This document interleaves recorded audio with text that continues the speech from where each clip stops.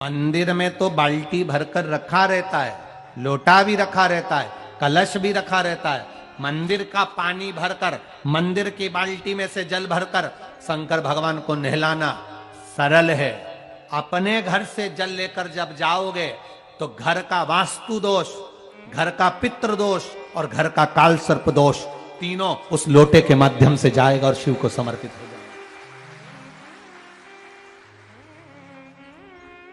आज फिर निवेदन करूंगा इस नेपाल देश की पावन धरा से ढोलेश्वर महादेव की कथा में निवेदन करना चाहूंगा।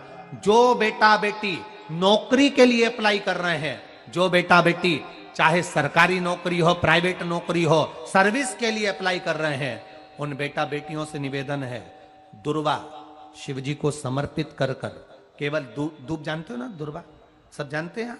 दुबा जो माला पिनाई थी उसमें बहुत सारी लगी थी, पढ़ी है, हम बताना जरा।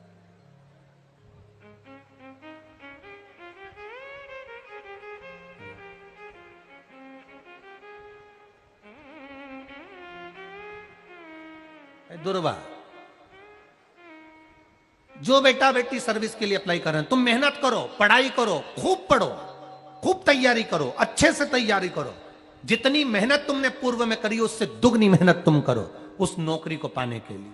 और साथ में जब एग्जाम के लिए जाओ, कहीं इंटरव्यू देने के लिए जाओ, दुर्वा शिव जी को, इस दुर्वा का जो डंडी का मुख है ये अशोक सुंदरी वाली जगह, फिर समझ लीजिए जैसे ये शिवलिंग, ये गोल जलाधारी, यहां से पानी नीचे गिरता है, बीच में अशोक सुंदरी का स्थान होता है। तो ये जो दुर्वा हम चढ़ाएंगे तो इसका डंडी का मुख शिवलिंग के ऊपर चढ़ाएंगे तो ये शिवलिंग पर डंडी की जो भाग है वो अशोक सुंदरी की ओर हो गया और ये भाग इस ओर हो गया। शिव जी को समर्पित कर कर पहले दुर्वा चढ़ाएंगे, उसके बाद में देवाधिदेव महादेव को एक लोटा जल जो तुम घर से लेकर गए हो वो समर्पित करो। 3 महीना लगातार अपनी पढ़ाई की मेहनत करो, अपने इंटरव्यू की मेहनत करो और खूब अच्छा पढ़कर साथ में एक लोटा जल और दुर्वा शिव जी को भले 10 दुर्वा की जगह केवल एक दुर्वा चढ़ाओ, चढ़ाकर जल चढ़ाना, 3 महीने तक लगातार बाबा से प्रार्थना करना। विश्वास कहता है अगला पत्र तुम्हारा व्यासपीठ पर होगा, नौकरी लगेगी, निश्चित है। आप करो मेहनत, कर्म करने में पीछे मत हटना, पढ़ने में पीछे मत हटना, विद्या अध्ययन करने में पीछे मत हटना, अच्छी एजुकेशन पाने में पीछे मत हटना। पहले मेहनत अपनी करो।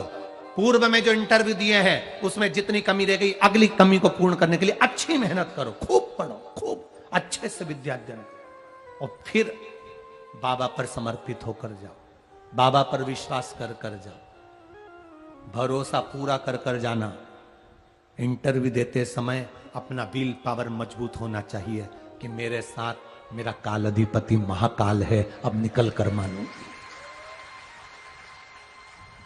हम दुकान खोलते हैं, कपड़े की दुकान खोल रहे हैं, किराने की दुकान खोल रहे हैं, लोहे की दुकान खोल रहे हैं, भंगार की दुकान खोल रहे हैं, किराना की दुकान खोल रहा है, पान की दुकान खोल रहा है। हम दुकान खोलते हैं पर दुकान खोलने से पहले तुम्हारे 2 मन हो जाते हैं, चलेगी कि नहीं चलेगी, खोल तो लूंगी, चलेगी कि नहीं चलेगी।